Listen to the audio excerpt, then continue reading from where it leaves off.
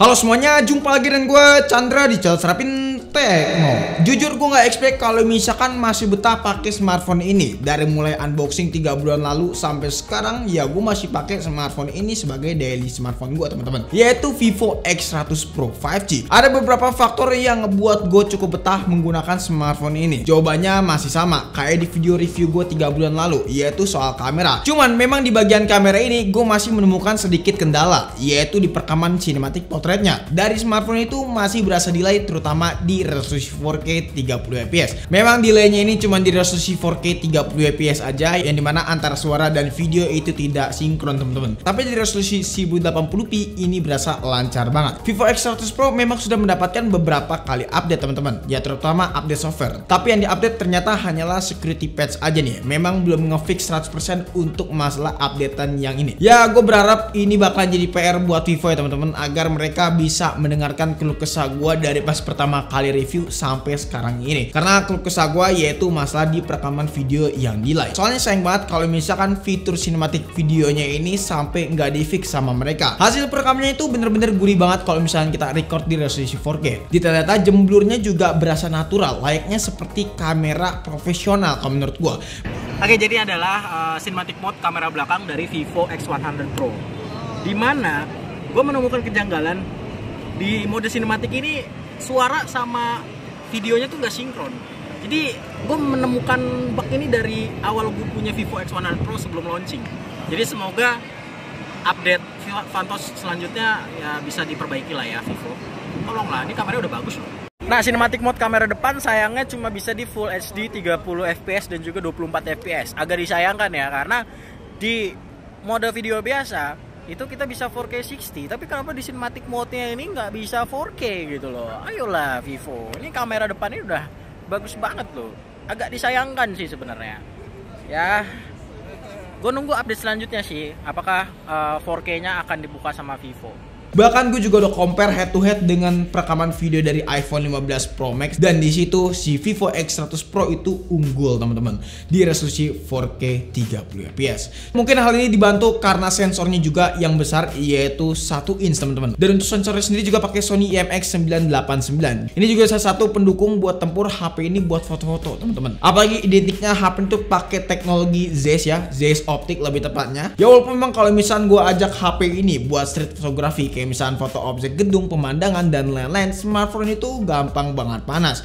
Ya mungkin karena cuaca juga, ya kalau lo tahu cuaca di Bekasi ataupun di beberapa daerah yang gue tuju itu cukup lumayan panas, dan gue foto pun juga di jam 12 sampai jam 1 siang. Jadi HP ini nimbulin gampang panas kalau misalkan dalam kondisi yang memang lingkungan kita lagi panas ya teman-teman. Dan memang untuk masalah panas ini sebenarnya nggak terjadi di smartphone Vivo X100 Pro aja. Di smartphone lain seperti iPhone 15 Pro Max dan juga S24 Ultra yang kita udah coba itu nimbulin panas. Jadi wajar banget kalau misalkan smartphone kita nimbulin panas ketika kita foto di lingkungan yang benar-benar terik. Kalian juga bisa menggunakan 3 preset ini, yaitu ada vivid ya, yang dimana warnanya itu kerasa gonjreng, terus juga ada tekstur untuk mendapatkan detail yang tajam, ataupun kalian juga bisa menggunakan profile Zeiss nih, yang dimana hasilnya kelihatan lebih natural. Tingkat warnanya itu diturunin 1 level kalau menurut gua. Warnanya berasa adem kalau misalnya kita lihat di mata.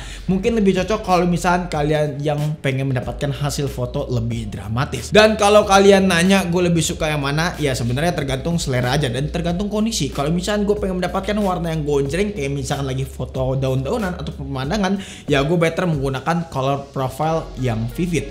Terkait zoom, smartphone ini juga punya telefoto dan juga periskop nih. Secara optikal smartphone itu cuma di angka 4,3 kali aja, masih kalah tipis sama Galaxy S24 dan juga iPhone 15 Pro Max yang bisa 5 kali foto. Bedanya memang cuma sedikit, 0,7 kali aja teman-teman. Tapi itu berasa kalau misalnya kita pengen foto lebih dekat objeknya dengan kualitas yang sama seperti kamera utamanya teman-teman. Paling kepake kalau misalkan optikal gede-gedean kayak gini tuh pas waktu pengen konseran aja sebenarnya. Enaknya menggunakan kamera 5 kali optikal, kita bisa menghasilkan foto yang lebih zoom tapi dengan kualitas gambar yang tetap mantep kayak kamera utama. Gue udah sempet cobain compare dengan S24 Ultra dan juga iPhone 15 Pro Max dalam zoom 10 kali. Di sini Vivo X100 Pro punya image processing yang benar-benar baik nih. Kelihatan smartphone itu bisa menghandle kualitas detail yang lebih tajam dan gak pecah gitu. Warnanya pun juga bisa di maintain dengan sangat baik. Jadi terlihat tidak seperti cat air gitu teman-teman. Soal kamera gue bisa bilang HP ini tuh unggul buat di harga segini teman-teman. Udah the next level flagship kamera kalau menurut gue.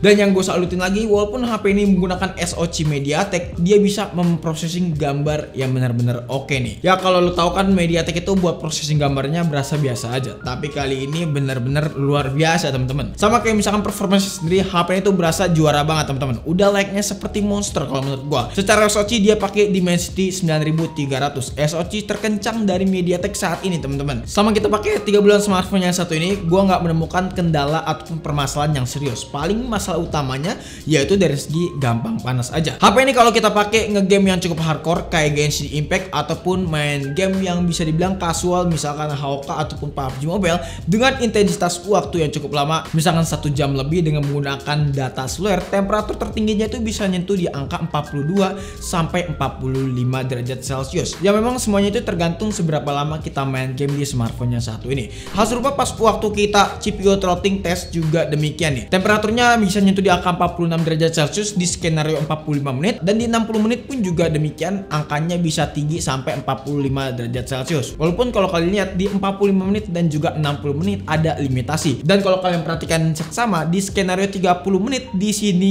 Ichikiwur untuk grafiknya. Itu beberapa benchmark yang kita tes. Hal panas serupa juga kita alami di beberapa pemakaian pas lagi real life gitu. Cuma yang gue salutin di sini nggak pernah ngalamin foreclose ataupun susah buat ngejalanin aplikasi kamera. Paling problemnya yaitu untuk kamera telefotonya aja. Ketika kita pindah dari kamera utama ke lensa 100 kalinya, di sini agak sedikit nge-lag gitu. Nggak nge-lag, lebih tepatnya sedikit lemot perpindahan lensanya.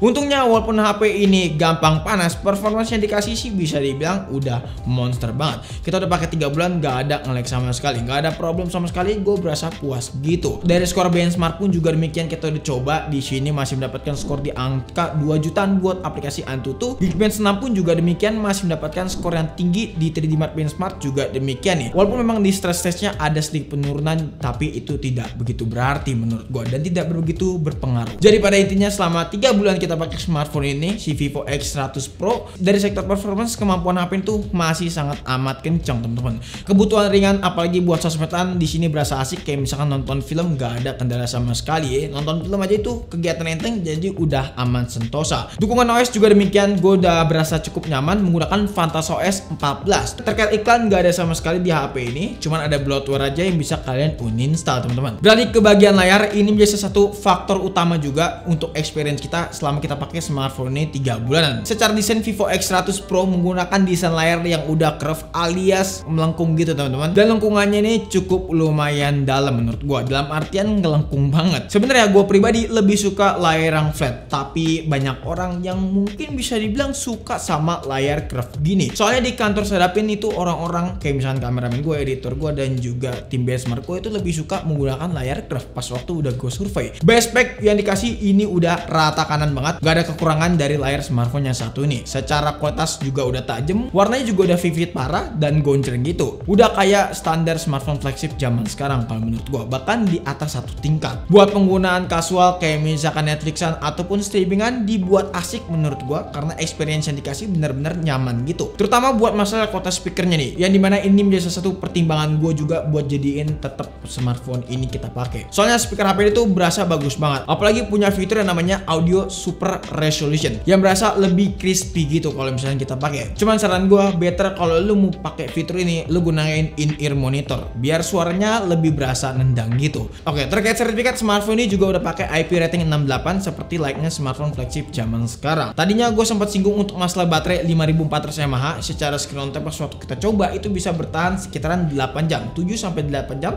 tergantung penggunaan kalian aja. Terkait kamera malam, smartphone itu bisa meminimalisir masalah noise dengan sangat baik nih. Kenapa smartphone ini bisa meminimalisir flare dengan sangat baik? Ya karena memang untuk lapisan lensanya ini menggunakan T-Star coating gitu teman-teman. Jadi ini menjadi salah satu smartphone ini mengapa bisa meminimalisir flare dengan sangat baik.